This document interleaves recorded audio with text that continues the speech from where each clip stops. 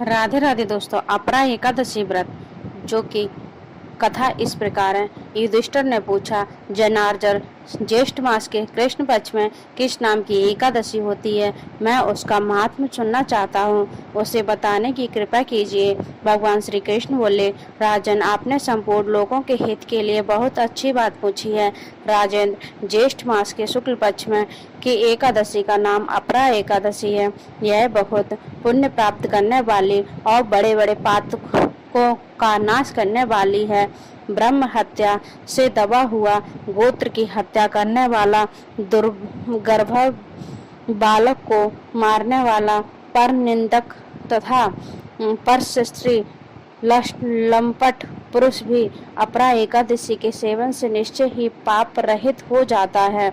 जो झूठी गवाही देता है, माप तौल में धोखा देता है, बिना जाने ही नक्षत्रों की गणना करता है और कूटनीति से आयुर्वेद का ज्ञाता बनकर वैद्य का काम करता है, यह सब नरक में निवास करने वाले प्राणी हैं।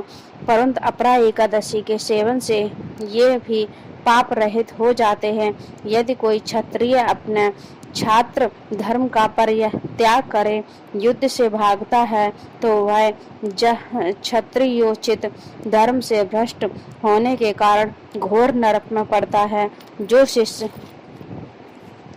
विद्या प्राप्त करके स्वयं ही गुरु निंदा करता है, वह भी महापातकों से युक्त होकर भयंकर नरक में गिरता है। किंतु अपरा एकादशी के सेवन से ऐसे मनुष्य भी सद्गति को प्राप्त होते हैं।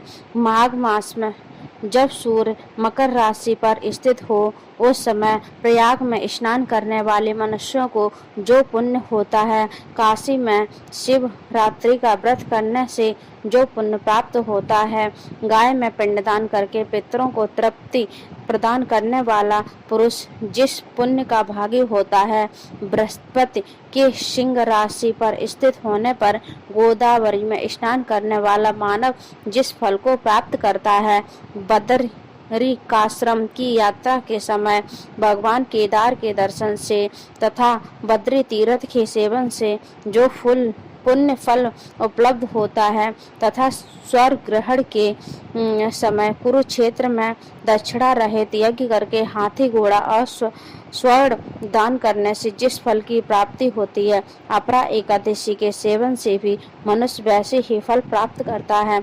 अपरा को उपवास करके भगवान वामन की पूजा करने से मनुष्य सब पापों को मुक्त हो श्री विष्णु लोक में प्रतिष्ठ होता है। इसको पढ़ने और सुनने से सहस्त्र गोदान का फल मिलता है।